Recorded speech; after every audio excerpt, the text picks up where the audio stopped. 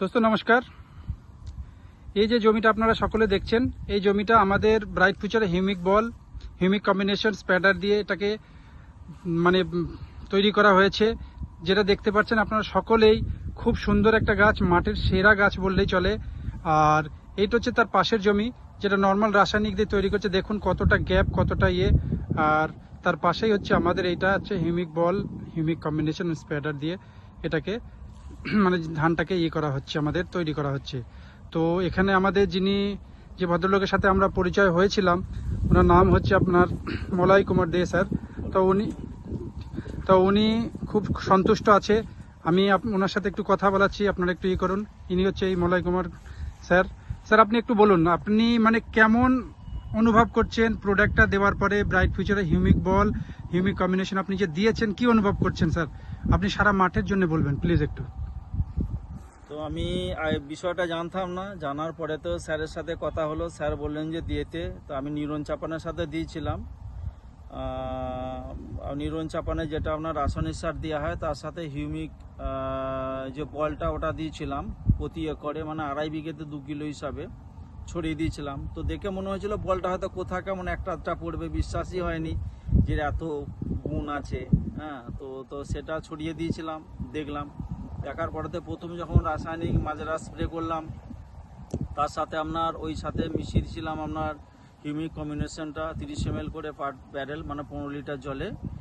আর ওই স্টিকার, যেটা গোদা বাংলা চাষিরা বলছে নাকি আঠা, তো যাই হোক স্টিকারটা ওইটা 15 ml করে পার ব্যারেলে, 15 লিটার জলে 15 ml দিয়েছিলাম, দিয়ে স্প্রে করেছিলাম। স্প্রে করার পরে আজকে তার 10 দিন মাথায় আজকে দেখছি যে একদম পুরো গাছ সুন্দর, পাতা একদম পুরো ফ্ল্যাট হয়ে গেছে, খুব সুন্দর। এবং হচ্ছে যে পাশকাঠি বা কুশিকাঠিটা খুব বৃদ্ধি পেয়েছে, যেটা হচ্ছে আনএক্সপেক্টেড। আমার মন খুশি হয়ে গেছে, ভরে গেছে। আর এই জাতটা হচ্ছে এটা সুগন্ধি গোবিন্দভোগ, এই ধান থেকে চাল হয়, চালটা আপনার বিদেশে রপ্তানি হয়, কুয়েত, আরব, সাউথ তো যায়, কেরল টেরল সবই যায়।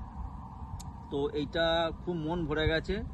আর সর্বোপরি হচ্ছে পাশের জমিও তো দেখুন ধানটা, পাশের জমি রাসায়নিক সার দিয়ে, নর্মাল যে সার সবাই দেয়, গোটা গ্রামের চাষিরা দেয়, তো সেই সারটা দিয়ে ধানের কম্বিনেশন দেখুন। আর এটা হিউমিক বল এবং হিউমিক কম্বিনেশন এবং স্টিকার আমি স্প্রে করেছি একবার, আবার করব।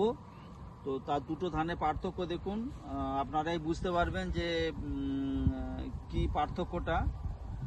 আর হচ্ছে যে এটা বাসমতি, আর এইটা হচ্ছে আমাদের দুফসলি জমি, এইটা আপনার বোরো ধানেতে মিনিকেট ধান হয়, সেই মিনিকেটটা আমরা চাষ করেছিলাম। আর এইটা হচ্ছে আপনার আবার আমন ধান, খরিফ শস্য, যেটা হচ্ছে আপনার খাস ধান যেটা বলি আমরা গোদা বাংলা। আর ওইটা হচ্ছে আপনার বাসমতি, সুগন্ধি বাসমতি গোবিন্দভোগ, যেটা আপনার পায়েস করে, ক্ষীর করে, পোলাও করে, যেটা বিদেশের লোকেরা খায়। বিভিন্ন বিদেশে, ভারতের বাইরে যেগুলো যায়, অন্য বিদেশে এই ধানই যায় বিদেশে।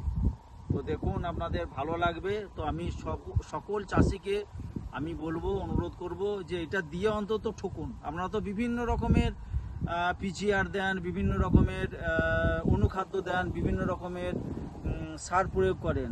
তো এটা এমন কিছু খরচাও নয়, ন্যূনতম খরচা। তো সেইটা আপনারা কাইন্ডলি ব্যবহার করুন।